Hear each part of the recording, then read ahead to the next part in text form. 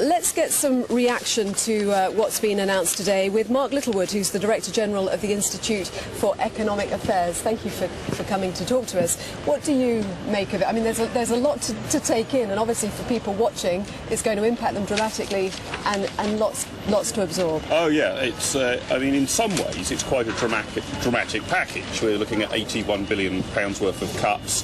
That is quite a brave move. I think it stems the fiscal bleeding. It did have to be done, and the coalition has made great store about talking about the necessity of these cuts. And I think they've now gone some way to addressing that. I think there was some low-hanging fruit that they didn't really pick off. Like what? Universal bus passes for millionaire pensioners, they'll still get them. Child benefit, perhaps, there was a speculation that might be cut back to 16. That's not being cut back to 16, that stays at 19. So I think they actually missed a bit of the low-hanging fruit. But the real issue now, I think, Joanna, is this 490,000 figure that you were saying. We're not sure exactly where the jobs will fall from, which departments will lose jobs, but what's the strategy to get those 500,000 people back into gainful employment fast? And I think the government needs a growth strategy to go along with its austerity package. We've got to make sure that the private sector is in a fit and healthy state so that those people who are going to lose their jobs can easily find jobs in the private sector. And that, frankly, means that the coalition, who it seems have put an extraordinary proportion of their efforts into the austerity package, I think now need to turn their attention to really a race for growth. Because if we can get GDP growth generated by the private sector, then some of these problems will be mitigated. But, I mean, when you talk about a race for growth, that needs tax cuts, doesn't it? And that's something that can't be afforded. How can they try to stimulate growth? Tax cuts would be difficult at the moment. I think it would be useful if they say that as the economic situation improves, tax cuts rather than spending should be the priority. But there should really be a dramatic war on red tape. Forget the actual rates of tax. But isn't that what we're going to see? And that's what's always talked about.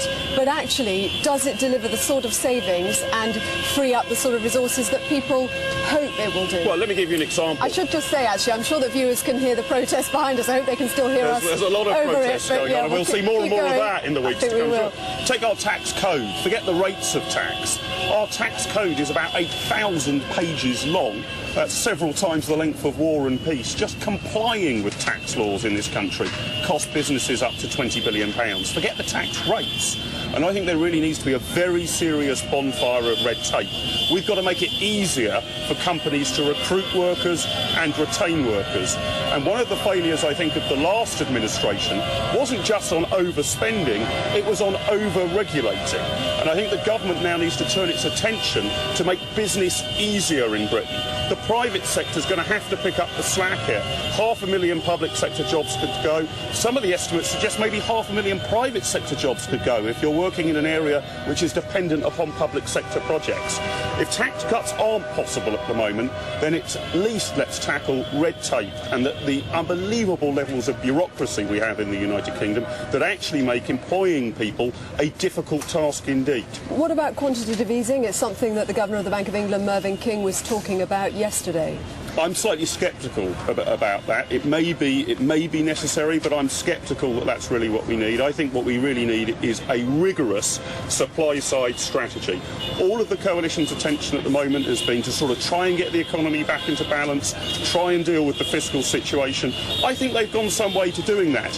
If you remember a few months ago, there was a lot of concern that Britain might lose its AAA rating, that the money markets might actually determine that Britain was not a safe place to do business, or not as safe a place to do business. Some of those worries, I think, are now receding. The prospects of a kind of Greek-style meltdown, if they were ever there, I think have receded greatly.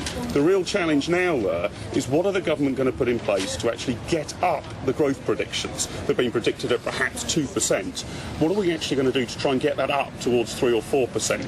And at the moment, I don't think the government has given that enough attention. We really need to tackle the bureaucracy, the red tape and the regulations that are throttling business at the moment. Because if we've got to find 1 million new jobs to take on those who will lose theirs in the public sector or public sector dependent, that's one heck of a challenge. I think British business can rise to that challenge, but the helping hand they're going to need from government is a removal of a lot of the regulations, red tape and employment laws that really keep our labour market rigid. Mark Littlewood, thank you very much.